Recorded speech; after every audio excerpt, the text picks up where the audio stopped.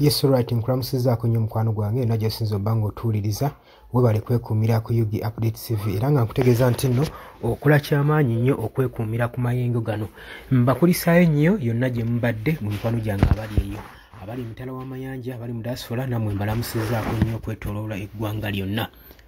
Kaakati nno ekitongole ekya NIRA ekya National Identification and Regulation Authority kivuddeyo ne kirangirira nga bwe kigenda okutandika initially okuregistaringa ndagamuntu. Bagambye nga May 27, 2025 nze ennaku z'omwezi process eno gyegenda okuba nga etandika.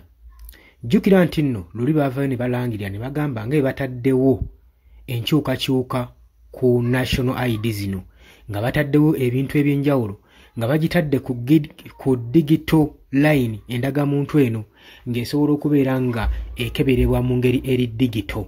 Kakati olwaleero bavuddeyo ne bateekamu n'ekinyuso ekirala. Abagenda okuregistaringa national ID mwonna abasinga bagamba nti nno wonooba tolina budde endagamuntu osobola n'ogijjulizaako online. Bagambye omuntu ng'aliko online naye kijja kuba kisingako ng'akozesa laptop si ssimu kubanga laptop ejjayo ekintu kyonna kyonna kale ne weeba kompyuta endala yonna naye nga esingako ku ssimu ye information eva mu kitongole kino ekya NIRA. Bakugambye nti gwe eyabulwako national ID oba neeyo naawe eyo nga yamenyeka okureplacinga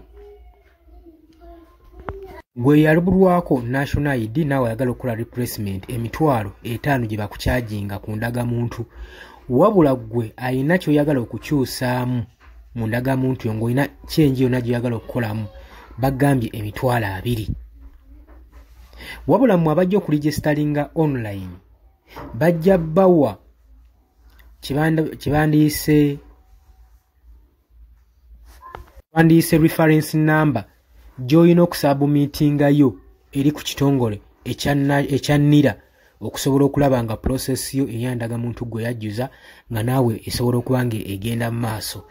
Juzi bavaayo ne batugamba nti nga bwe bangezaayo okubanga bagenda ku renewalinga endagamuntu olw'ensonga nti nno ssente ekitongole kino kyali kiraakinga ssente ezikola process ya buno buli kimu nga ne equipment sezisinga baali tebaziina okussa ne biometric machines ze baali beetaaga ate nga gavumenti yali egaanye okuba nga bayisaamu omusimbi w'ekityo ne kitwalibwa nti nno endagamuntu ne zongerebwayo okubeera nga registration tegenda mu maaso.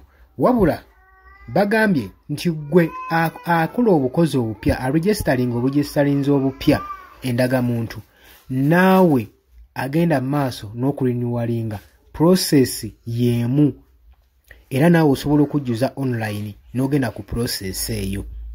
Tetumanyi butya bwe kigenda kukola naye nze nga ndowooza banditaddewo ba instructors oba ne bandi batusindikira instructions engeri kino gye kinaakolamu kubanga abamu tebannamatira nti kigenda kukola kitya. Bangi balabanga ekintu ekyokubamalira obudde nti era wandikikola ate n'otuuka eri ng'olina kuddamu buzi process nga process erimu engeri ya era.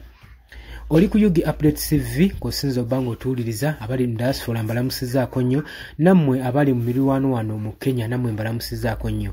Mwebale kwekuumira ku Yugi Update TV sharinga likinga commentinga mbagala nnyo era mbategeeza nti mweraba tugenda kuba nga tukomawo.